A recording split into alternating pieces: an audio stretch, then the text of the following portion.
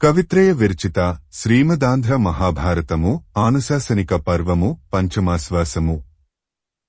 కూతికర్త తిక్కన సోమయాజీ 1275–1260 సంవత్సరముల మధ్య ప్రచురణ తిరుమల తిరుపతి దేవస్థానములు 2013వ సంవత్సరము.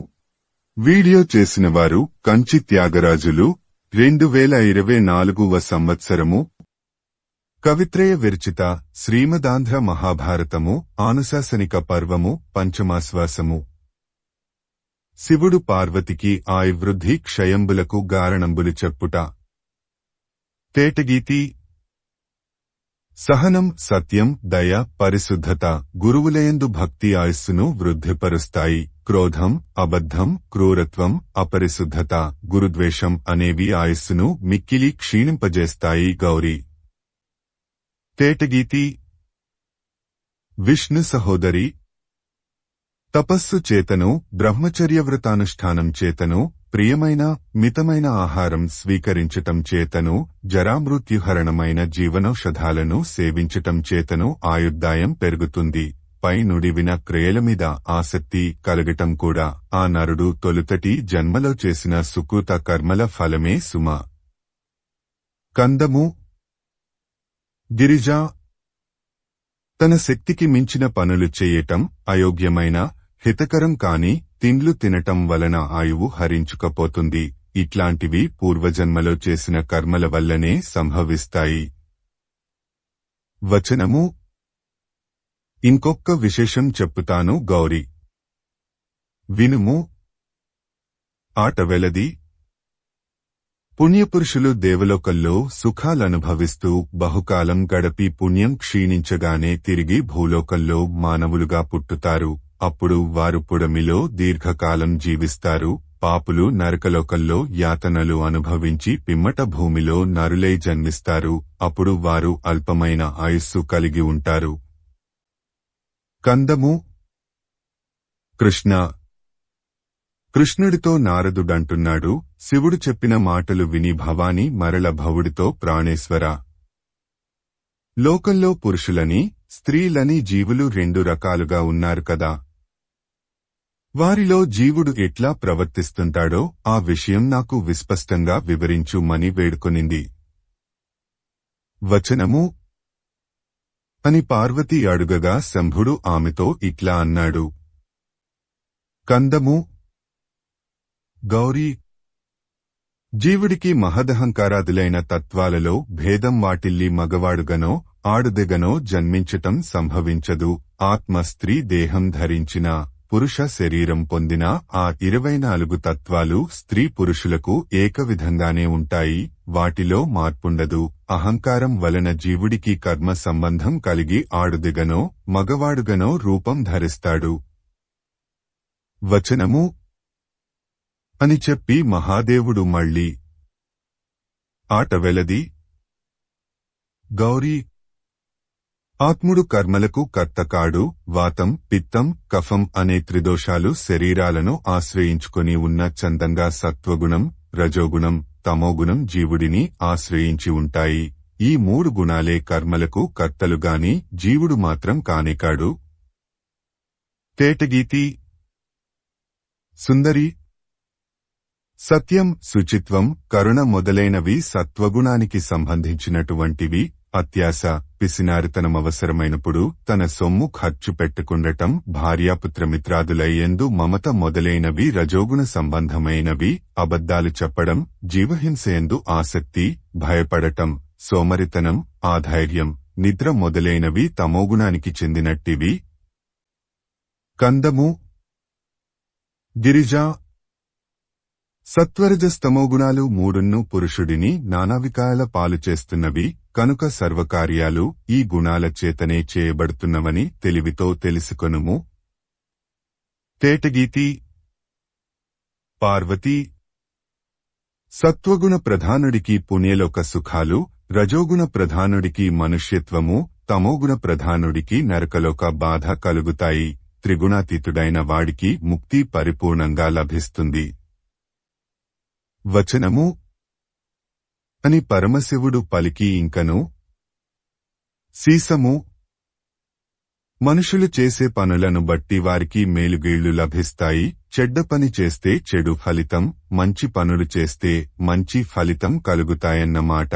ఇందుకు భిన్నంగా కూడా జరగటం కద్దు. ఇతరులకు ఇష్టంగాని పనులు చేసే కర్తకు మేలు కలగటం కూడా సంభవిస్తుంది. అధికారి సేవకులను బెదిరిస్తూ మాట్లాడటం, వైద్యుడు రోగాలతో అల్లాడే వారిని చేదు, వగరు, కారం మందులు మింగించి శ్రమ పెట్టటం, గురువు విద్యార్థులను దండించటం ఇట్లాంటివే. ఈ పనుల వల్ల కర్తకు పుణ్యమే కాని పాపం రాదు అని చెప్పి మహేశ్వరుడు మహాదేవితో మళ్ళీ అంటున్నాడు, దేవి, మావియందు పుట్టిన ప్రాణి, గ్రుడ్డు నుండి జన్మించిన జీవి సకలేంద్రియాలతో ఒప్పారుతుంది. చెట్లు చేమలు స్పర్శ జ్ఞానం మాత్రమే కలిగి ఉంటాయి. చెమట వలన జన్మించిన జీవుల స్థితి గతులు కూడా వృక్షాదుల స్థితిగతుల వంటివే, కాని వీటికి దర్శన శక్తి కూడా ఉంటుంది.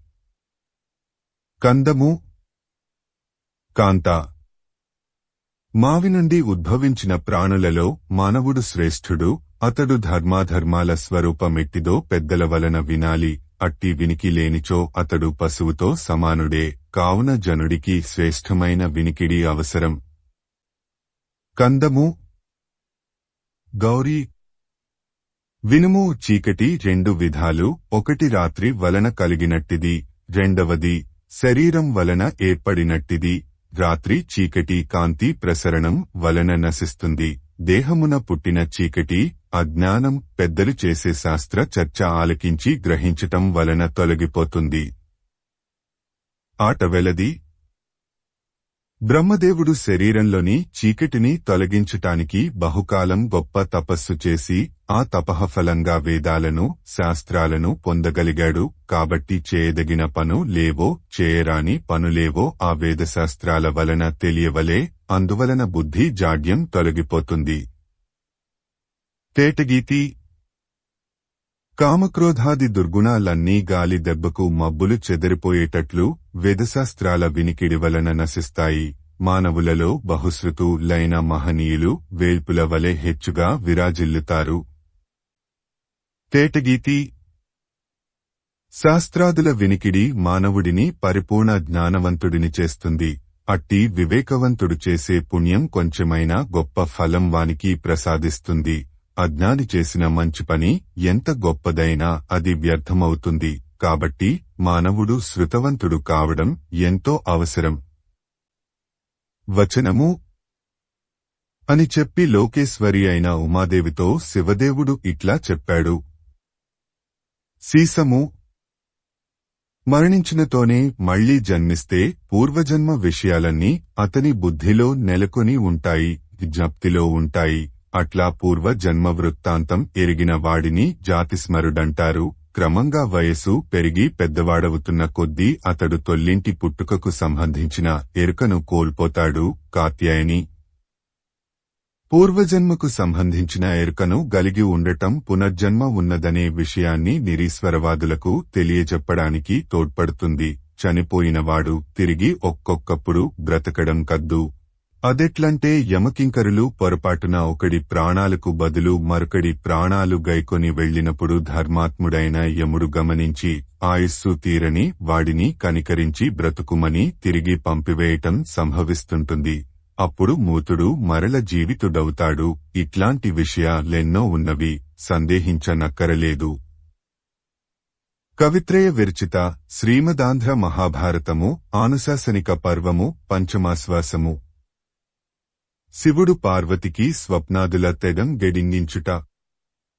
వచనము అని శంభుడు చెప్పగా గౌరీదేవి జీవితేశ్వర, కల అంటే ఏమిటి తెలుపుమని వేడగా శివుడిట్లా అన్నాడు. ఆటవెలది.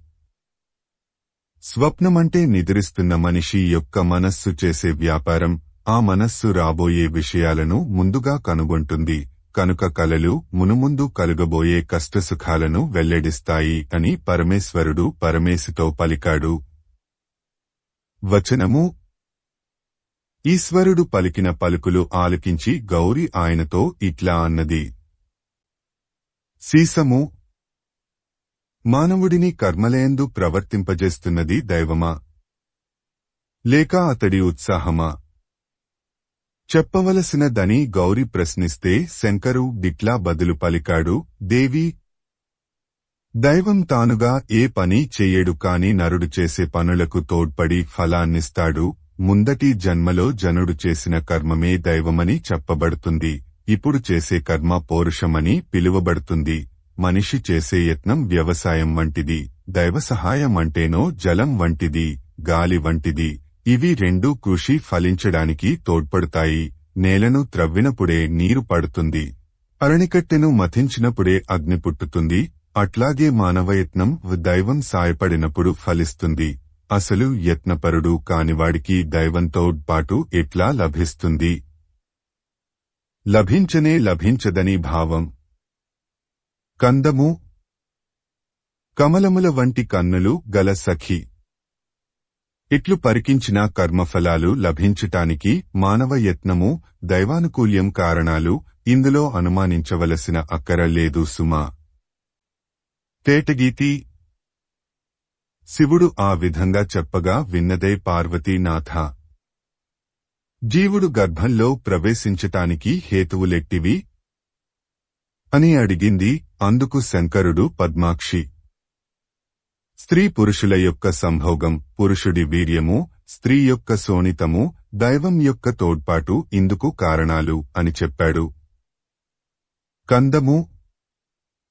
పార్వతీ, నిష్కల్మషుడైన జీవుడు అహంకారమునకు వసుడై దాని ఆజ్ఞ చొప్పున జన్మమనే చెరలో చిక్కి బహుకష్టాల పాలవుతున్నాడు. ఇది నీ మనసులో చర్చించుము.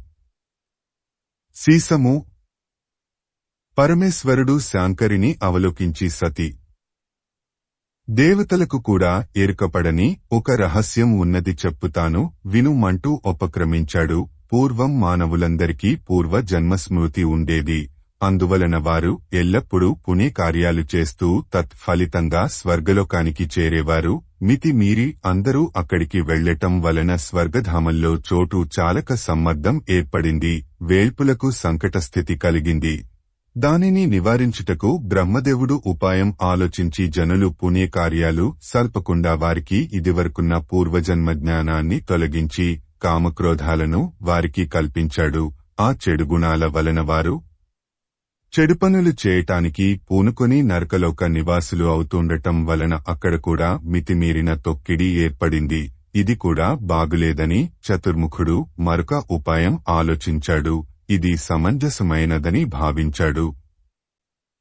కందము.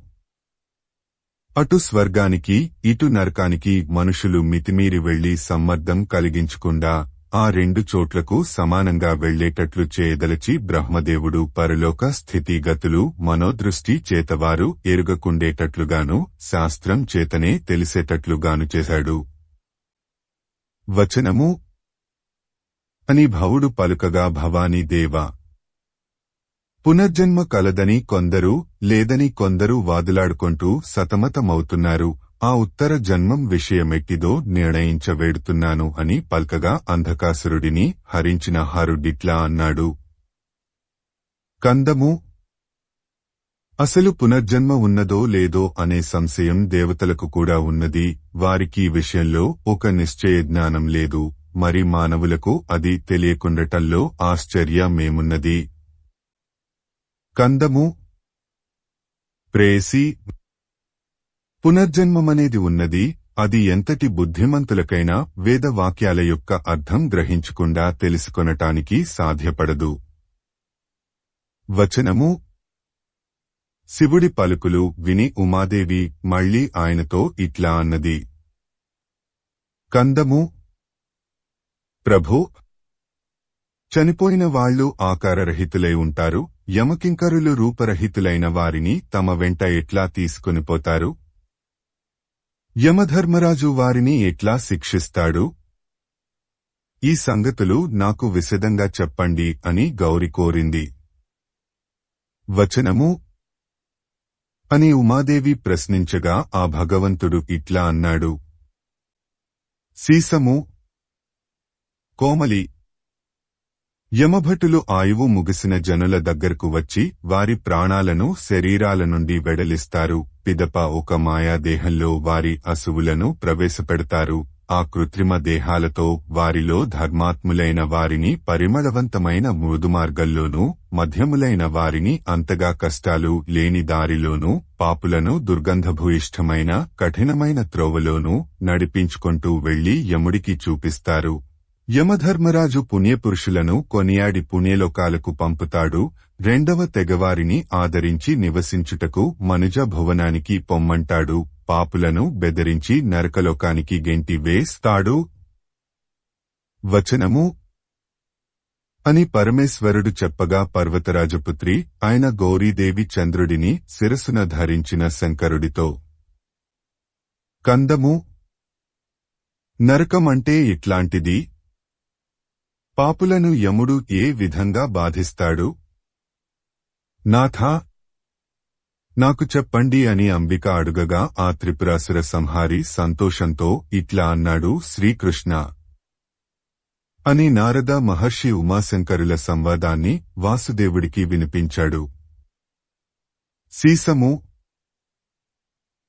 గిరినందిని భూమికి అధోభాగంలో 5 నరక ప్రదేశాలున్నవి. అవి ఒకదానికంటే మరొకటి పరమబాధాకరాలు. అవేవంటే రౌరవం, మహారౌరవం, కంటకారణ్యం, అగ్నికుండం, పంచకష్టం అనే పేరులు కలవి.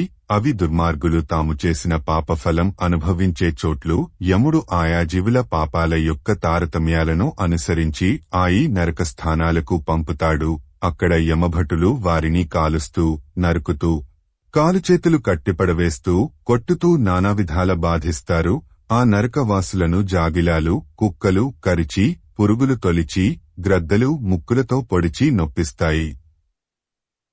వచనము అక్కడ యమదూతలు పాపులను నానాయతనలకు గురిచేస్తూ బహుభంగుల శిక్షిస్తారు. ఉత్పలమాల కమల పత్రములతో సమానమైన కన్నులు గల కాత్యాయని ముందు నుడివినట్లు పాపులు తమ పాపాలు నశించే వరకు నరకలోకాలలో నానావిధ యాతనలు అనుభవించి కొలిమిలో కాగిన ఇనుము తుప్పును వీడిన విధంగా శుద్ధులై తొలుత పురుగులుగాను, పిదప పక్షులుగాను, ఆవల మూగాలుగాను, అనంతరం మనుష్యులుగాను జన్మలెత్తుతారు. వచనము ఈశానుడట్లా పలుకగా ఆలకించినదై ఉమాదేవి దేవా, పాపాలంటే ఎట్లాంటివో తెలుపవా అని అడుగగా అతడిట్లా అన్నాడు.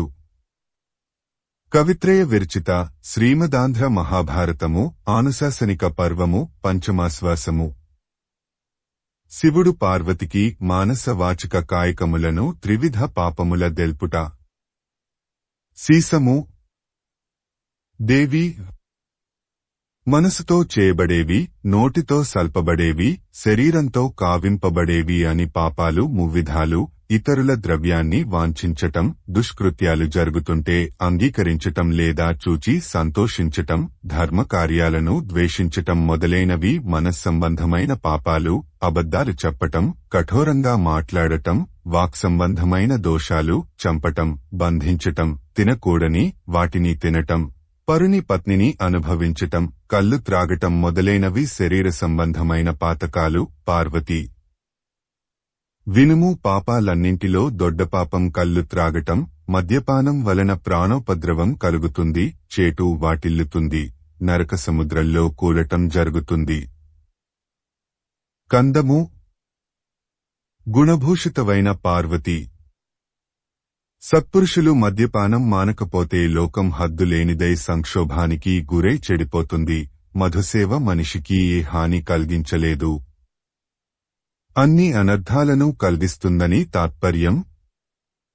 కందము కాబట్టి కాంతామణి ఏ విధంగానైనా కల్లుమానటం అవశ్యకర్తవ్యం. అట్లా చెయ్యటం వలన పేరు ప్రఖ్యాతులు, సిరి సంపదలు, గొప్పతనం, సద్గతులు సర్వజాతులవారు సంపాదించుకొనవచ్చు. కందము అని పరమేశ్వరుడు పలుకగా పార్వతీదేవి ప్రభూ, పుణ్యాలంటే ఎట్లాంటివి?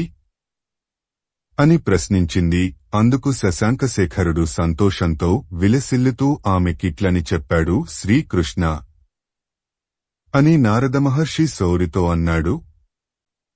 తేటగీతి పద్మదళముల వంటి నయనాలు గల గౌరి పుణ్యం ఔపరమికం అని, నిరుపకరణం అని, సోపకరణం అని 3 విధాలుగా ప్రపంచంలో వెలుగొందుతున్నది. విశదీకరిస్తాను విను.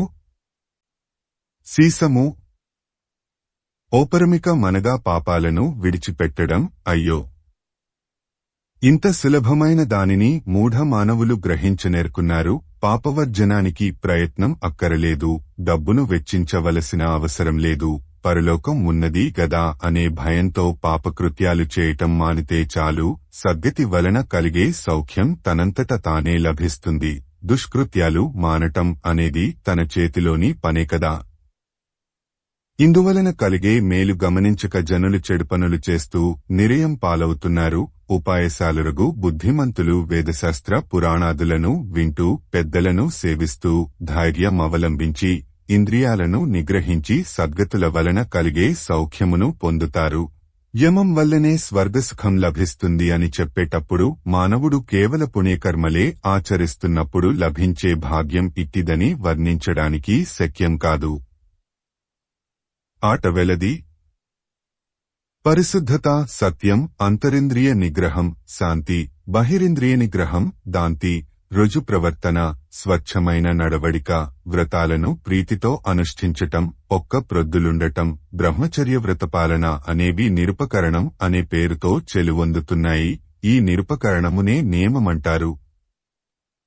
సీసము శౌచమనేది ఆభ్యంతరమని, బాహ్యమని 2 రకాలు. అందు మనస్సు యొక్క పారిశుద్ధ్యం ఆభ్యంతరమవుతుంది. ఆహార శుద్ధి, దేహశుద్ధి బాహ్యమని చెప్పబడుతుంది. నోటితో చెప్పినది, కంటితో చూచినది, చెవులతో విన్నది ఉన్నదున్నట్లు చెప్పడమే నిజం. దేవి జ్ఞానేంద్రియ పంచకాన్ని జయించటమే శాంతి. కర్మేంద్రియాలను సద్విషయాలలో ప్రవర్తింపజేయటమే దాంతి. నిష్కపటవర్తనమే ఆర్జవం. మంచి పనులు పూనికతో చేయటమే వ్రతం. భోజనం మానటమే ఉపవాసం. కామోద్రేకానికి గురికాకుండా ఉండటమే బ్రహ్మచర్యం. ఆట వెలది. చలి పుణ్యతీర్థాలలో మునగడం కూడా నియమ విశేషం గనుక తీర్థాలను గురించి చెప్పవలసి ఉన్నది. అన్ని నదులు పుణ్యతీర్థాలే. వాటిలో సాగరానికి పోయే నదులు అధిక ఫలాన్ని ఇస్తాయి. తేటగీతి ఆ విధంగా సముద్రంలో కలిటకు అరిగే నదులలో మునీశ్వరులు తమ పాదాలు మోపి పవిత్రీకరించిన చోట్లు, ఈ స్రవంతులు సాగరంలో కలిసే చోట్లు, నదీనదాలు పరస్పరం కూడే చోట్లు అనగా సంగమ స్థానాలు ఉత్తమ తీర్థాలని దేవి గ్రహించుము. కందము విజ్ఞానమే విభూషణంగా గల పార్వతి వినుము. సాగరం ఒక గొప్ప పుణ్యతీర్థం. మునుపు మునిశ్రేష్ఠులు ప్రియపడి శ్లాఘించిన సాగర సంగమ ప్రదేశాలన్నీ పరమ పవిత్రాలైన తీర్థాలు. కందము పుణ్యతీర్థాలలో మునగటానికి ముందు కాలకృత్యాలు తీర్చుకొని స్నానమాడి పరిశుద్ధుడై ఆవల ఆ పవిత్ర తీర్థాలలో ప్రవేశించాలి. ఆ విధంగా తీర్థాలలో ప్రవేశించి స్నాన విధులెల్ల చక్కగా ఆచరించి గట్టెక్కిన తరువాత దేవ బ్రాహ్మణ పూజలు తప్పకుండా నిర్వర్తించాలి. కందము ఓ పద్మముఖి, దగ్గరలో ఉండే తీర్థాన్ని సేవించడం కంటే దూరంలో ఉండే తీర్థాన్ని సేవించడమే మంచిది. ఎందుకంటే వేదవాక్యాల పోకడ ననుసరించి తీర్థయాత్రలో దేహం బడలిక చెందడం, శ్రమ పొందడం మంచిది. కందము అపర్ణ ఆలకించుము. సోపకరణమనేది మెండుగా ధనధాన్యాలు గల గుహస్థులు దానము చేతను, పితృశ్రాద్ధాదులైన వైదిక కార్యాల చేతను ఆదరించే విధానమే ఒప్పుతున్నది. సీసము న్యాయంగా సంపాదించిన సొమ్మును వేదం చదివిన, శాంతి మొదలైన సద్గుణాలు కలిగిన బ్రాహ్మణుడికి పుణ్యకాలమందు పుణ్యక్షేత్రమందు భక్తితో దానం చేయటం ఎంతో ఉత్తమం. తన శక్తికి మించిన దానం పరమోత్తమం. తన శక్తికి తగినట్లివ్వడం మధ్యమం. తన శక్తికి ఏమాత్రం తగనట్లు ఇవ్వడం అధమం. దేవి దాన విధానమంటే ఇది. ఈ విధంగానే దేవ సంబంధమైన యజ్ఞయాగాదులలోనూ పితృకార్యములైన శ్రాద్ధాదులలోనూ తనకిష్టమైన వస్తువును, దానగ్రహీత అయిన బ్రాహ్మణుడి కోరికకు తగిన వస్తువును శ్రద్ధా భక్తులతో సమర్పిస్తే ఆ దానం మిక్కుటమైన ఫలాన్ని ఇస్తుంది. తేటగీతి. దానం చేయడం ఎంతో మేలే అయినప్పటికీ చేసిన తర్వాత దోహకపడిన దానము, తానిచ్చిన దాన్ని తానే పొగడుకునే దానము నిష్ఫలాలు. కాబట్టి ఈ రెండూ మానుకున్న దాత మహాఫలాన్ని పొందగలడు. వచనము అని శంభుడు తెలుపగా పార్వతీదేవి దానమీయ తగిన వస్తువు లేవో చెప్పుమని అడుగగా ఈశ్వరుడిట్లా అన్నాడు. కవిత్రయ విరచిత శ్రీమదాంధ్ర మహాభారతము ఆనుశాసనిక పర్వము పంచమాశ్వాసము. శివుడు పార్వతికి దాన ఫల విశేషంబుల నిర్ణయించుట. సీసము. ఓ పద్మముఖి, గౌరీ, అన్నం, నీళ్లు సకల ప్రాణులకు ప్రాణాధారాలు కనుక అశ్రేష్టములైన పదార్థాలు దానమివ్వదగిన వస్తువులన్నింటిలో మిక్కిలి ఉత్తమ పదార్థాలు. అతిథులకు చేసే అన్నదానం, జలదానం దాతకు స్వర్గలోకంలో బహుకాలం మహాభోగానుభవం సమకూరుస్తాయి. బంగారం నిప్పు, దానిని దానం చెయ్యడం పరమపవిత్రం. అది అన్ని కోరికలను ఈడేరుస్తుంది. గోవును సద్బ్రాహ్మణుడికి దానమిస్తే దాని శరీరంలో ఎన్ని వెండ్రుకలున్నవో అన్ని ఏండ్లు స్వర్గలోక నివాస సౌఖ్యం పొందవచ్చును. ఆ గోవులలోనూ కపిల గోవును దానమిచ్చేదాత తన పూర్వులు 21 తరాల వారిని స్వర్గానికి పంపగలడు. కందము. పార్వతీ, వినుము. భూదానం చేసిన పుణ్యపురుషుడు ఆ భూమి ఉండేంతవరకు పరిపూర్ణ సుఖాలు అనుభవిస్తూ మిక్కిలి గౌరవంతో దేవలోకంలో నివసిస్తాడు. ఆటవెలది. భూమిలో సర్వవిధాలైన సంపద్విశేషాలు నెలకొని ఉంటాయి కనుక భూదానం చేసినట్లయితే సకల వస్తు దానం చేసినట్లే అవుతుంది. ధరణిదానం వలన నశించని దురితమనే చీకటి ఉండనే ఉండదు. కందము. గిరిజ. కన్యాదానం చేసిన ఎడల యముడు సంతోషిస్తాడు, వేల్పులు హర్షిస్తారు, కన్యాదాతకు సద్గతులు కలుగుతాయి. ఆతని జన్మం కాంతియుతమై, సంపద్యుక్తమై, కీర్తిమంతమై విరాజిల్లుతుంది. తేటగీతి. యోగ్యులైన వారికి విద్యాదానం చేస్తే విద్యాదాతకు శాశ్వతమైన పరలోక సౌఖ్యం లభిస్తుంది. అట్లా తాను చదువు చెప్పే శక్తి లేని వాడైతే గురువులకు దక్షిణలిచ్చి పేదలకు విద్య చెప్పిస్తే స్వయంగా విద్య చెప్పిన వాడికి లభించే శాశ్వతానంద పదవి ఇతనికి కూడా లభిస్తుంది. సీసము. నువ్వులను దానమిస్తే అగ్నిష్టోమ యాగఫలం కర్తకు లభిస్తుంది. వస్త్రదానం వలన దీర్ఘాయుర్దాయం చేకూరుతుంది. ఛత్రదానం సర్వబాధా నివారకం. దాసదాసిజన దాన ప్రభావం వలన కర్మబంధం నుండి విముక్తి సమకూడుతుంది. దీపాన్ని దానమిస్తే ఆత్మకు నైర్మల్యం సిద్ధిస్తుంది. జల ప్రవాహాన్ని అందుబాటులోకి తెస్తే సకల దుఃఖ నివృత్తి కలుగుతుంది. దారి డొంకలను బాగుపరిస్తే బిడ్డలు పుడతారు. మందులివ్వటం వలన రోగబాధలు తొలగిపోతాయి. సాధువైన బాటసారికి ఆశ్రయం మొసగితే తన శరీరానికి సౌఖ్యాభివృద్ధి సమకూడుతుంది. వచనము అని శంకరుడు చెప్పగా ఆలకించి అంబిక యజ్ఞము యొక్క స్వరూపమెట్టిదో సెలవిందని వేడగా ఆయన ఇట్లా అన్నాడు. సీసము. అపర్ణ. ఆలకించుము. యజ్ఞాలు వైదికములని లౌకికములని 2 విధాలు. బ్రాహ్మణాది జాతులవారు తమ కులధర్మాలను అనుసరించి సంపాదించి వృద్ధిపరచిన ధనధాన్యాలను వెచ్చించి దేవతలకు సంతృప్తి కలిగేటట్లు వేదోక్తంగా ఋత్విక్కులకు సంభావనలిచ్చి నిర్వహించే యాగాలు వైదికాలు. వేల్పులకు బ్రహ్మోత్సవాలు అనగా తిరునాళ్లు వైభవోపేతంగా జరిపించటం. ఆ దేవోత్సవాలలో పాటలు, మేళం వాయించటం, ఆటలు ఏర్పాటు చేయించటం, మంచి గంధం, పూలమాలలు, ధూపం, దీపం, భక్ష్యభోజ్యాలతో నైవేద్యం సమర్పించటం, ఈ మొదలైన షోడశోపచారాలతో దేవుళ్లను అర్చించటం లౌకికమని చెప్పబడుతున్నది. అటు వైదికం, ఇటు లౌకికం ఈ 2 విధానాలు దేవతలకు ఇష్టమైన ఆరాధనా పద్ధతులు. తేటగీతి. శృతులకు స్మృతులకు విహితమైన కర్మలు ధర్మాలు, అట్టి ధర్మాలు, దానాలు, మంచి వ్రతాలు ఇవేవీ యజ్ఞానికి సాటి రాలేవు. యజ్ఞం చేసినవాడు నరులలో ఉత్తముడు. అట్టి యాగకర్తకు ఇవ్వటం కాని, అతడి వలన పుచ్చుకొనటం గాని పరమ పుణ్యాలు. ఉత్పలమాల. దేవతా సమూహం మానవుల యొక్క మనోవృత్తులను తెలుసుకొనగలదు. మనసెక్కడో మసలుతుంటే యజ్ఞం, దానం మున్నగు పుణ్యకార్యాలు ఎంతో ఘనంగా నిర్వర్తించినప్పటికీ దేవ సమాజం వాటికి ఫలాన్ని ప్రసాదించదు. తదేక ధ్యానంతో పవిత్రమైన మనసును నిలిపిచేసే పుణ్యకార్యాలను మెచ్చుతూ దివిజ బృందం ఫలాన్ని అనుగ్రహిస్తుంది. కందము అని పరమేశ్వరుడు పలుకగా విని హిమాలయ నగాధిరాజు కూతురైన ఉమాదేవి త్రిపుర సురసంహారకుడైన ఈశ్వరుడితో నాథ, మీవలన దైవికములైన కార్యములను విననోచి ఆనందమందినాను. ఇక పితృదేవతలకు ప్రీతికరములైన కార్యములను గూర్చి తెలుపవేడుతున్నాను. సీసము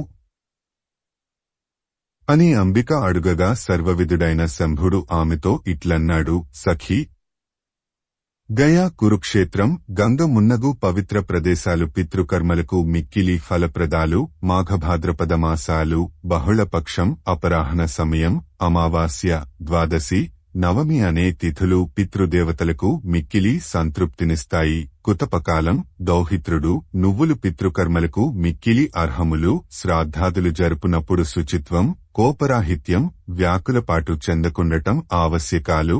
శుక్లపక్షం, పూర్ణిమతో చేరిన పాడ్యమి, విదియ మొదలైన 15 తిథుల కాలం, పూర్వాపం, మధ్యాహ్నమునకు ముందటి కాలం, సరిదినాలు, పుట్టినరోజులు పితృకర్మలకు యోగ్యములు కావు. నెయ్యి, పెసరపప్పు, పరమాన్నం, పిండి వంటలు, మినుపవడలు, అప్పాలు, నువ్వుల ఉండలు శ్రాద్ధాదులలో ముఖ్య పదార్థాలు.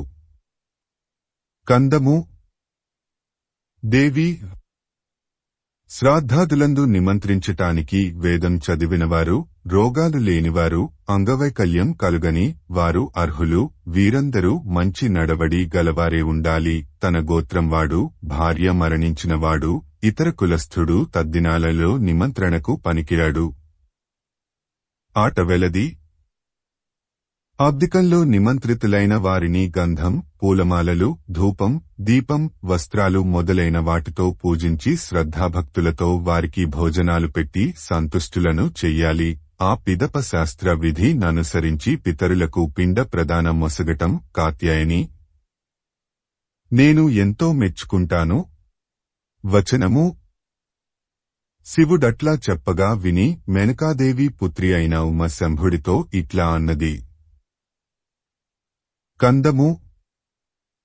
పరమేశ్వర, ఊహించటానికి అలవిగాని గుణాలుగల ప్రాణికోట్లు తమ తమ కర్మఫలాలు అనుభవించటానికి చచ్చి మరల వెంటనే జన్మిస్తున్నాయి. అట్లాంటప్పుడు ఎవరి ప్రీతి కొరకు జనులు పితృపూజ సల్పుతున్నారో అనగా శ్రాద్ధాది కర్మలు నిర్వహిస్తున్నారో నాకు తెల్పండి.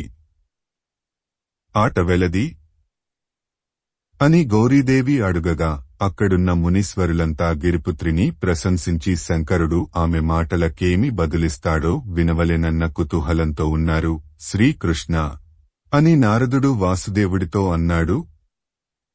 సీసము. పరమేశ్వరుడు పార్వతితో ఇట్లా అన్నాడు. సతీ, నీవడిగిన విషయం నిజంగా సందేహాస్పదమైనదే. ఇది అతిరహస్య విషయం. చెప్పుతాను వినుము. పితృదేవతలు కూడా దేవతల వంటి వారే. దేవతలు ఉత్తరపు దిక్కులో ఉంటారు, పితృదేవతలు దక్షిణ దిశలో ఉంటారు. దేవతా పూజనానికి హవ్యమని, పితృదేవతా పూజకు కవ్యమని పేళ్లు. చనిపోయిన వారికి శ్రాద్ధం పెట్టినట్లయితే పితృదేవతా సమాజాలు సంతోషపడి ఆ యజమానుడికి చిరాయుష్యం, ఐశ్వర్యం, యశస్సు మొదలైన ఇహలోక సుఖాలు ప్రసాదిస్తారు. ఆదరంతో సద్గతులు కూడా కలిగిస్తారు. పితృదేవతా సమూహం దేవ దానవ గరుడ యక్ష సమూహానికి కూడా పూజింపదగినవారే సుమా. వచనము అని చెప్పి మళ్ళీ ఇట్లా అన్నాడు. కందము. తామరరేకుల వంటి నేత్రములుగల పార్వతి తమ తమ శక్తికి తగినట్లు చేసే దాన విశేషాలన్నీ సమానంగానే ఉంటాయి. ఆయా దానాల వాటి ఫలితాల ప్రమాణాలను నిర్వచించి తెలిసేట్లు చెప్తాను. కందము గౌరీ వినుము కుంచెడు ధాన్యం రాబడి గలవాడు ఆ కుంచెడు గింజలు దానమొనర్చినా కోటికి పడగెత్తినవాడు ఆ 1,00,00,000 రూపాయలు దానమిచ్చినా కలిగే ఫలం మాత్రం సమానమే.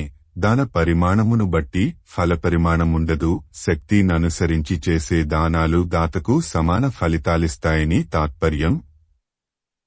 కందము కమల పత్రాల వంటి కన్నులు కలదాన కాఠిన్యం లేకుండా మిక్కిలి చిత్తశుద్ధితో సంతోషపూర్వకంగా చేసే దానం అత్యుత్తమం.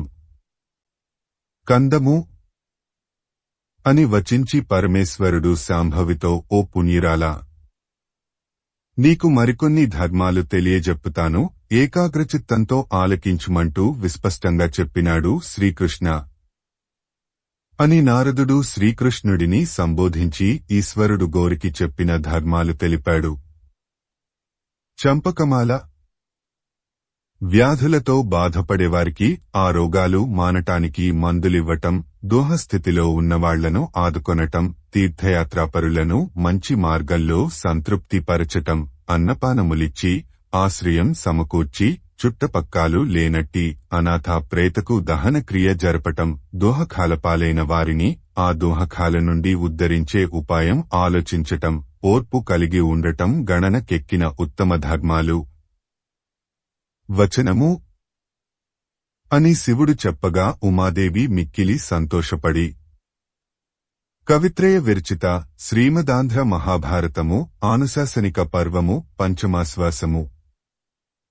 శివుడు పార్వతికి ధర్మ విశేషంబుల తెగం గెడింగించుట. సీసము ప్రాణేశ్వర, ధర్మం పలువిధాలుగా ఉంటుందని అంటారు. ఆ ధర్మస్వరూపం ఎట్లాంటిదో నాకు వివరిస్తారా అని పార్వతీ వేడగా పరమేశ్వరుడు దేవి, విరివిగా ఉన్న వేదాలలో ధర్మశాస్త్రాలలో ధర్మస్వరూపం వ్యాఖ్యానించబడింది. విశదీకరిస్తాను వినుము. బ్రాహ్మణ క్షత్రియ వైశ్య శూద్రులనే 4 వర్ణాల వారు అనుసరించే ధర్మము, ఆయా దేశాలలో పాటించబడే ధర్మము, ఒకే జాతివారైనా వేర్వేరు ఇండ్లవారు తమ తండ్రి తాత ముత్తాతల నుంచి వాడుక చొప్పున అనుష్ఠించే ధర్మము, కులధర్మం, మంది అనుసరించే సామాన్య ధర్మము, శరీరస్థితిని బట్టి కాలము యొక్క మార్పులను బట్టి అవలంబించే ఆపద్ధర్మము అని ధర్మం 5 విధాలు అని పినాకపాణి వచించాడు. ఆ మాటలు విని శర్వాణి శర్వుడితో, ప్రభూ, పుణ్యజగాలలో సుఖానుభవాలు ఎట్లా ఉంటాయి అని అడిగింది. అందుకు అభవుడు ఇట్లా అంటున్నాడు కృష్ణ అని నారద మహర్షి మహేశ్వరుడు గౌరితో అన్నమాటలు వినిపించాడు. సీసము స్వర్గలోకంలో అన్ని రకాల పువ్వులు అన్ని కాలాలలో ప్రకాశిస్తుంటాయి. అక్కడ మగవారు ఆడువారు కల్పతరువుల నుండి లభించే పరిమళ ద్రవ్యం తమ శరీరాలకు పూసుకుంటారు. అమృతమే వారికి ఆహారం. ఎప్పుడూ మాయని ఉడుపులు తాలుస్తారు. సాటిలేక వెలుగొందే సొమ్ములు ధరిస్తారు. పరస్పర మైత్రితో, మేని అందచందాలతో, మనసుల మెత్తందనాలతో, సద్గుణాలయోగ్యతలతో వారు ఒప్పారుతుంటారు. యథేచ్ఛగా సుఖాలలో తేలుతుంటారు. వారికి క్రోధాది దుర్గుణాలు లేవు, రోగాలు లేవు, ముసలితనం లేదు. వారు నిత్యయౌవనమూర్తులు. ఎల్లప్పుడు పట్టరానంత ఆనంద ప్రవస్యంతో వారు స్వర్గంలో హాయిగా విహరిస్తుంటారు. వచనము అని శివుడు చెప్పగా పార్వతి, స్వర్గనరకాలకు పోయేవాళ్లు వీళ్లని జనాలను చూచి నిర్ణయించటం శక్యమగునా కాదా చెప్పుమని అడిగింది. అందుకు ఆయన ఇట్లా అన్నాడు. చంపకమాల, ఓ మేనకాదేవి తనయ, మనుష్యులకు అపకారం తలపెట్టని వారు, ఎల్లవేళల ధర్మమందే ఆసక్తి గలవారు, సత్పురుషులను గురువులను పూజించేవారు, సత్యముగను హితముగను మాట్లాడేవారు, పేదలను పోషించేవారు, అతిథులను ఆదరించేవారు, అధిక కరుణారసముచే చెమ్మగిలిన హృదయం కలవారు అయిన నరులు స్వర్గలోకానికి వెళ్లేవారని గ్రహించుము. చంపకమాల గజగమనం వంటి గమనం గల శైలజ, కఠినంగా మాట్లాడటం, అబద్ధాలు చెప్పటం, పరులధనాన్ని అపేక్షించటం, పరస్త్రీలను వాంఛించటం, బంధువులయందు సత్పురుషులయందు ద్వేషం వహించటం, చెడునడవడిగల వారితో స్నేహం చెయ్యటం, ధర్మమందు శ్రద్ధగలవారేడల అసూయ వహించటం అనేవి భయంకర నరకం పాలయ్యే వారి లక్షణాలు, గుర్తులు. కందము అని పరమశివుడు పలుకగా విని పరమేశ్వరి ఆ వృషభకేతనుడితో సాటిలేని స్వరూపంగల స్వామి. ధర్మాలు ఎన్నో ఉన్నాయి, అన్నింటిలో ఉత్తమోత్తమమైన ధర్మం ఏది? వచనము తెలుపుమని అడుగగా సర్వేశ్వరు గిట్లా అన్నాడు. కందము గౌరీ ధర్మం, అర్థం, కామం అనే మూడు పురుషార్థాల వలన లభించే సుఖాలు చివరకు దుఃఖమయాలు, అశాశ్వతాలు, వస్తూ పోతూ ఉంటాయే కాని నిలుకడగా ఉండేవి కావు. నాల్గవ పురుషార్థమైన మోక్షధర్మం మాత్రం శాశ్వతమైన మహానందాన్ని ప్రసాదిస్తుంది. సీసము గౌరీ ధర్మార్థకామములనే మూడు పురుషార్థముల కంటే ఆలోచించగా నాల్గవ పురుషార్థమైన మోక్షమే శ్రేష్టమైనది. దానిని పొందే విధం వివరిస్తాను వినుము. మానవుడు గార్హస్థ్యం స్వీకరించి దేవృణాన్ని యజ్ఞయాగాదుల చేతను, ఋషరుణాన్ని వేదపాఠం చేతను, పితృణానాన్ని శ్రాద్ధ తర్పణాదుల చేతను, మనుష్యరుణాన్ని ఆతిథ్యం చేతను తీర్చి పరమశాంతుడై అరణ్యాలకు వెళ్లవలే. యోగ్యుడగు గురువు వలన సాంఖ్యయోగాన్ని గురించి తెలుసుకొనవలే. సాంఖ్యయోగమంటే 25 తత్వముల ఎరుకయే. ధర్మమందు చలించక నిలవడమే యోగమని చెప్పబడుతుంది. సాంఖ్యము, యోగము ఇవి రెండున్నూ ఏకాస్ రయాలే. మనసులో ఈ రెంటినీ జారుపాటు లేకుండా నిలుపుకొని ధ్యానపరుడయి శీతోష్ణ సుఖదుఖాది ద్వంద్వాల నుండి విముక్తుడు కావాలి, అనగా ద్వంద్వాలను జయించాలి. ఉత్పలమాల పరిశుద్ధత, బ్రహ్మచర్యవ్రతం, అంతరింద్రియ నిగ్రహం, మితమైన ఆహార స్వీకారం కలిగి ఇళానాడి ద్వారా ఆత్మను అవలోకిస్తూ నడుమ నడుమ సంభవించే విఘ్నపరంపరను ధైర్యంతో తొలగదోస్తూ తన భక్తి భావనకు గురుడు సంతసించగా అతడి పర్యవేక్షణలో మెలగటం వలన మొక్కవోని మోక్షానందం లభిస్తుంది. తేటగీతి అంబిక మోక్షధర్మం నిరంతరాభ్యాసం వలన మిక్కిలి నిర్మలమైనది, తరుగనిది, చలించనిది, దొడ్డది. అది ముసలితనం, రోగం, జననం, మరణం మొదలైన దుఃఖాలతో నిండిన సంసారచక్రంలో జీవి చిక్కకుండా చేయగలదు. వచనము అని పరమశివుడు గౌరికి బోధించి మరలా ఇట్లా అన్నాడు. కందము దేవి సంసారమందు విరక్తి చెందని మనిషి శోకమోహాలకు అధీనుడై ముక్తిని పొందలేడు. తన మనసు ప్రాపంచిక అనుభవించి విసిగివేసారి విరక్తి పొందినప్పుడే మోక్షాన్ని పొందగలడు. వచనము గిరిజా సంసార వైరాగ్యం అనేది చింతను మానడం వలన, భూతములు శాశ్వతములు కావు అనే వివేకం వలన, ఆశను వీడటం వలనగాని కలుగదు. కనుక ఆ మూటి స్వరూపమెట్లాంటిదో వివరిస్తాను, సావధాన చిత్తవై ఆకర్ణించుము. సీసము మహాదేవి ధనం పోయినా, చుట్టాలు చనిపోయినా వారి గుణాలు తలుచుకుని మనసున చింతించుకుండటం మంచిది. ఎందుకనన అట్లా దుఃఖించడం వలన తన శరీరానికి బాధ తప్ప మరో ప్రయోజనం లేదు. సుఖదుఃఖాలు జంట బాయనివి. అవి ఒకదాని తర్వాత మరొకటిగా వస్తూ పోతూ ఉంటాయి. దేవేంద్రునంతటివాడు కూడా సుఖం మాత్రమే పొందటం లేదు, దుఃఖం కూడా అనుభవిస్తున్నాడు. దృగ్గోచరములైన పదార్థములన్నింటికీ వినాశం తప్పదు అన్న విషయం తెలిస్తే మనసులో దుఃఖం కలుగదు. పరుల వలన వస్తువులు స్వీకరించటం హానికరం. పరిగ్రహమే వృత్తిగా పెట్టుకున్నవాడు పట్టుకాయలోని పురుగు తన దారాలతో తన్ను బంధించుకొని చెడునట్లు చెడిపోతాడు. ఆట వెలది. దేవి శ్రద్ధగా వినుము. ధనం సంపాదించటం, కాపాడటం, వ్యయపరచటం, నాశనం కావటం అన్నవి తీవ్ర దుఃఖాన్ని కలిగిస్తాయి. కనుక ఇన్ని దుఃఖాలకు మూలమైన డబ్బును తగులబెట్టుమని చెప్పటం యుక్తం. కందము శైలజ అసతో సమానమైన దుఃఖం, ఆశను వదలటంతో సమానమైన సుఖం లేనేలేవు. ఆశ అనేది మనుష్యుడి శరీరం ముదిమిని పొందినా తాను మాత్రం ముదిమిని పొందదు. ఆశను ప్రాణాలు తీయగల ఘోరరోగం అని చెప్పవచ్చును. కందము. ఉమా. కోరికలెప్పుడూ అనుభవించటం చేత తీరనే తీరవు. ఆజ్యధారల వలన అగ్ని చల్లారదు, చల్లారకపోగా అంతకంతకు హెచ్చుతుంది. ధైర్యంతో ఆశలు త్యజించటం వలన లభించే సౌఖ్యానికి ఏ విధంగానూ సుఖాలు దీటుకాలేవు. కందము.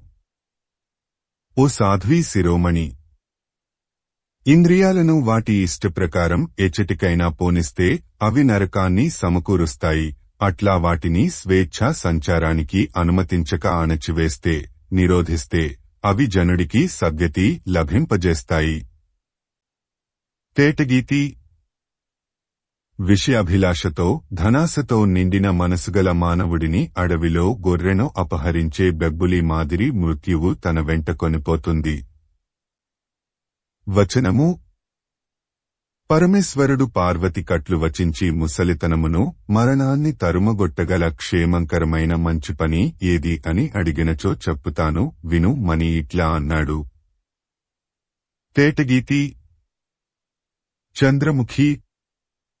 ధనాలు, దానాలు, తపస్సులు, అశ్వమేధ రాజసూయాగాలు ఇవేవి జరామరణాలను కలుగకుండా చేయలేవు. ముక్తి ఒక్కటే ముసలితనాన్ని మరణాన్ని మాన్పుటకు తగినమందని గ్రహించుము. తేటగీతి. తరుణి. జాములు, దినములు, నెలలు, సంవత్సరాలు ఈ రూపంతో ఉన్న కాలం జీవుల ఆయుస్సును హరించుకుని ముందుకు సాగిపోతూ ఉంటుంది. రేపు చేసే పని ఈరోజు సాయంకాలం చేయవలసిన పని ఉదయమే చేయటం నాకిష్టం. తేటగీతి. మనుష్యులు కాలాధీనులై ఏమరుపాటు వహించి మంచి పనులు మిక్కిలి తొందరగా చెయ్యరు. కాలం ఆయుస్సును హరిస్తుందన్న విషయం తెలుసుకొనటంచేత సంసారమందు వైరాగ్యం కలుగుతుంది. ఆ విరక్తియే ముక్తికి సాధనమై మేలు చేకూరుస్తుంది. వచనము. ఈ ప్రకారంగా కందము. పై నుడివిన మార్గాలనుసరిస్తే మనసునకు విమర్శన పరిజ్ఞానం ఏర్పడుతుంది. దాని వలన వైరాగ్యం సిద్ధిస్తుంది. ఆ విరక్తి మార్గమే ముక్తికి చేరువైన దారి. కందము. ఓ పవిత్ర చరిత్రురాల, ప్రాపంచిక వస్తు వ్యామోహం లేనివాడికి మనోజయం సిద్ధిస్తుంది. దాని వలన ముక్తి లభిస్తుంది. జరామరణాలు మోక్షానందంలో తేలియాడేవాడి చెంతకు చేరలేవు. కందము. అని పలికి పరమేశ్వరుడు పార్వతితో మళ్ళీ ఇట్లా అన్నాడు. స్వచ్ఛమైన హృదయం గల గౌరి, సాంఖ్యమును గూర్చి చెప్పుతాను వినుము. అది సంసారమనే రోగానికి తగిన మందు. కవిత్రయ విరచిత శ్రీమదాంధ్ర మహాభారతము ఆనుశాసనిక పర్వము పంచమాశ్వాసము. శివుడు పార్వతికి సాంఖ్య ప్రకారంబు దెలుపుట. ఆటవెలది. సాంఖ్యమతావలంబులు జ్ఞానం వలన మోక్షం పొందుతారు. పరామర్శిస్తే ఆత్మను సేవించటం మాని శారీరకమైన తపస్సు చేయటం వలన ప్రయోజనం ఉండదు. అది పరమ ప్రయాసకరం కూడా అని చెప్పుతారు. సీసము. ప్రకృతికి అవ్యక్తమనే పేరు కూడా ఉన్నది. అందుండి మహత్తు, అహంకారం, శబ్దాదులైదు, మనస్సు, జ్ఞానేంద్రియాలు 5, కర్మేంద్రియాలు 5, పంచభూతాలు జన్మించగా మొత్తం 24 తత్వాలైనాయి. 25వ తత్వం ఆత్మ. ఇట్టి ఆత్మకు స్థానమై ప్రకృతి నిజగుణాలైన సత్వరజస్తమస్సులను సాధనాలుగా గ్రహించి లోకాలను సృష్టిస్తుంది. అవ్యక్తం అనేది ఎట్టిదనగా అది పరమాణువు, శాశ్వతం, ఏకం, కార్యరూపం కాదు, కారణరహితమైనట్టిది. అది ఇంద్రియాలకు గోచరించదు. ప్రధానమనే పేరుతో అది విలసిల్లుతుంది. తేటగీతి. సౌఖ్యం, సంతృప్తి, వివేకం సత్వగుణానికి సంబంధించిన లక్షణాలు. సంతోషం, దోహకం మొదలైన ద్వంద్వాలు రజోగుణ ప్రధానాలు. ఈ జ్ఞానరాహిత్యం, భీతి, విపరీత జ్ఞానం, సోమరితనం అనేవి తమోగుణ ప్రధానాలని గ్రహించుము. కందము. ధైర్యము, అనుభవసహితమైన జ్ఞానము, శ్రద్ధ, భ్రాంతిరాహిత్యము, కరుణ, సంతోషం అనే గుణాలు సత్వగుణం ఉద్రేకించి నప్పుడు మిక్కిలి వృద్ధి చెందుతాయి. ఆ సత్వగుణం అణగినప్పుడు అవి కూడా అణగిపోతాయి. కందము కోపం, లోభం, కామం, అసత్యం, పరులకు కీడు చేసే తలంపు, దుహకం మొదలైనవి కలగటానికి రజోగుణ వృద్ధియే కారణం. ఆ రజోగుణం క్షీణిస్తే ఇవన్నీ క్షీణిస్తాయి. తేటగీతి ఓ పద్మపత్రాక్షి, సందేహం, దుహకం, మాంద్యం, నిద్ర అనేవి తమోగుణం వలన వృద్ధి పొందుతాయి. ఆ తమోగుణం క్షీణిస్తే ఇవి క్షీణిస్తాయి. సీసము సత్వరజస్తమోగుణాలలో ఒక్కొక్క గుణం ఒక్కొక్క వేళ ఉద్రేకించి తక్కిన 2 గుణాలను అణచివైచి ప్రవర్తిస్తుంటుంది. ఇట్లా ఆ 3 గుణాల వృద్ధి క్షయాలు సాగుతూ ఉంటాయి. సత్వగుణం విజృంభించినప్పుడు ఆ గుణ కార్యమైన సంతోషం, రజోగుణాభివృద్ధి వలన దుహకం, తమోగుణం చెలరిగినప్పుడు మోహం కలుగుతుంటాయి. ఇట్లా ఆయా గుణవర్ధనం వలన ఆయా గుణాలు సంభవిస్తున్నవని, ఇవన్నీ ఆ గుణకార్యాలే అని, వాటితో నాకు నిమిత్తం లేదని తెలిసి నరుడు ఆ గుణకార్యాల పట్ల ఉదాసీనుడై ఉండాలి. తన మనస్సు ఆయా సుఖ దుహకాలయందు నిమగ్నం కాకుండా ఉండేటట్లు జాగ్రత్త వహించటమే అతడి కర్తవ్యం. ఈ గుణత్రయమే ధర్మార్థకామ సంగ్రహణానికి, దేవమనుష్య పశుపక్ష్యాది జాతులలో జన్మించడానికి హేతువవుతున్నది. బుద్ధి అనగా మహత్తత్వానికి మరొక నామధేయం. అది వివేక విజ్ఞానాలకు గుర్తు. అహంకారం భూతోత్పత్తికి మూలం. అహంకార పరిత్యాగం వలనే ముక్తి లభిస్తుంది. ఆట వెలది.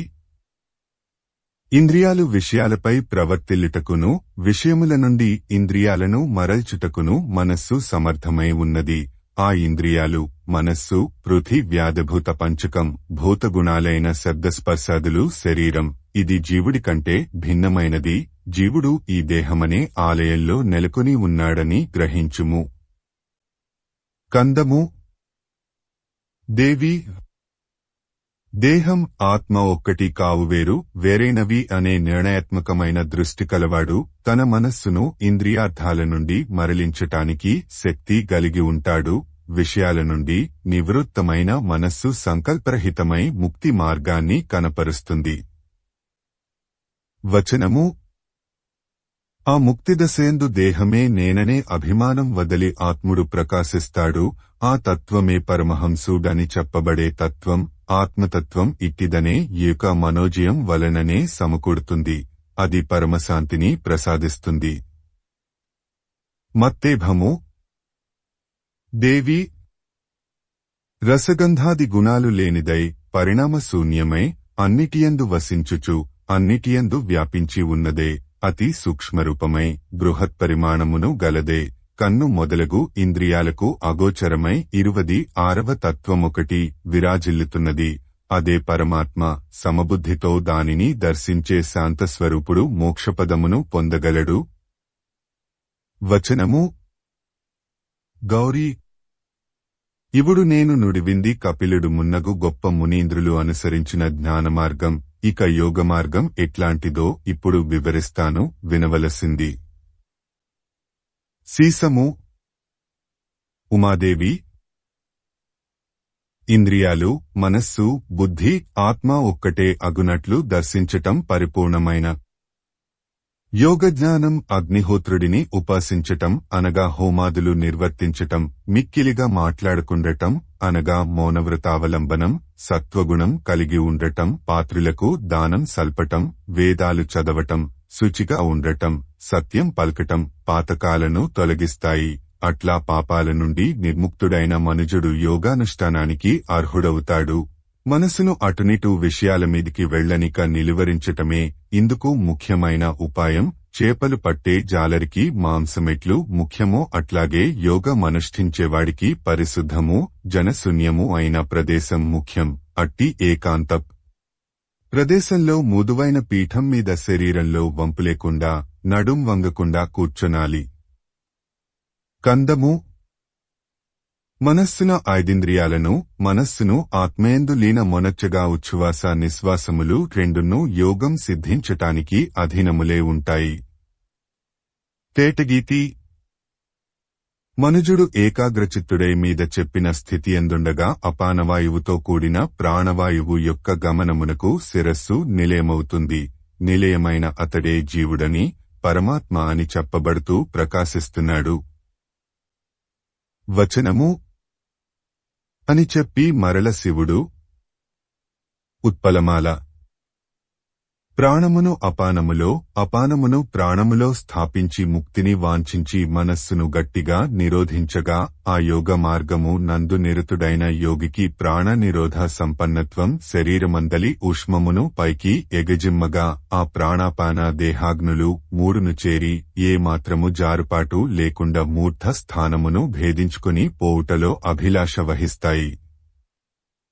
వచనము అని పరమేశ్వరుడు గౌరితో చెప్పి మరల చంపకమాల సోమరితనం, పరధ్యానంలో ఉండటం, విపరీతంగా తిండి తినటం, రోగం, నిదుర, పిసినిగొట్టు తనం, భీతి, స్త్రీవాంఛ, కోరిక, కోపం, విషయాసక్తి లేదా భోగేచ్ఛ అనేవి యోగానుష్ఠానానికి ప్రబల శత్రువులు. దోషరహితమై ఒప్పారునట్టి యోగం ప్రసాదించే అష్టసిద్ధులతో యోగి అడ్డమాపులేక అంతటా యథేచ్ఛగా విహరించగలడు.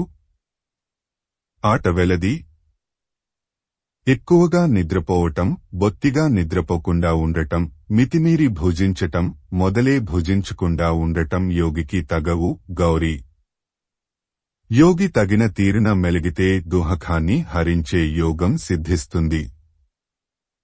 వచనము దేవి యోగ స్వరూపమిట్టిదని శంకరుడు శర్వాణికి చెప్పగా ఆమె దేవా సాంఖ్యమును యోగమును తమవలన విని పరమార్థమెట్టిదో గ్రహించాను. మరి భక్తులు ఎట్టి సేవ చేసి నీలో ఐక్యమందగలరో తెలుపుమని వేడుతున్నాను అని పలుకగా ఈశ్వరుడు ఈశ్వరితో ఇట్లా అన్నాడు. కవిత్రయ విరచిత శ్రీమదాంధ్ర మహాభారతము ఆనుశాసనిక పర్వము పంచమాశ్వాసము. కృతికర్త తిక్కన సోమయాజీ 1275 1260 సంవత్సరముల మధ్య ప్రచురణ తిరుమల తిరుపతి దేవస్థానములు 2013వ సంవత్సరము. వీడియో చేసినవారు కంచి త్యాగరాజులు 2024వ సంవత్సరము